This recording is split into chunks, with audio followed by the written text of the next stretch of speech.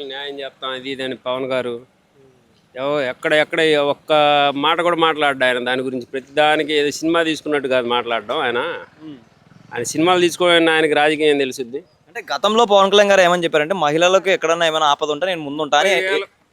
వైఎస్ఆర్ గవర్నమెంట్లో 30,000 మంది మహిళలు మిస్ అయ్యారని చెప్పారు. ఇవాళ ఆయన అధికారంలో ఉన్నారుగా, సీఎంగా ఉన్నారుగా, తీయచ్చుగా. అదే సినిమా కాదు.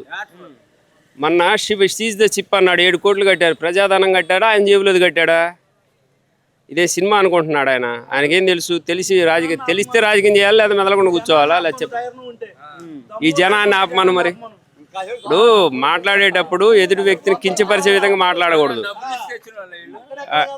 ఇప్పుడు పవన్ కళ్యాణ్ గారు మాట్లాడే మాటలు చాలా చిన్న పిల్లగాడితో మాట్లాడినట్టు మాట్లాడుతున్నాడు. ఆయన ఊరకు ఊపి ఉపన్యాసాలు చెప్పడం తప్పితే ఇవాళ ఆయన పవన్ కళ్యాణ్ సీఎంగా ఉన్నారు. 30,000 మహిళలు పోయారన్నారు, మిస్ అయ్యారన్నారు. ఇవాళ ఒక్క మహిళ మిస్ అయ్యారని చూపించమనండి. ఇవాళ ఈయన టైంలో దాదాపు 198 మహిళలు మానభంగానికి గురయ్యారు. మళ్ళీ ఇప్పటివరకు ఏదైనా స్పందించాడని చెప్పమనండి. ఒక్కదాని మీద స్పందించాడని చెప్పమనండి.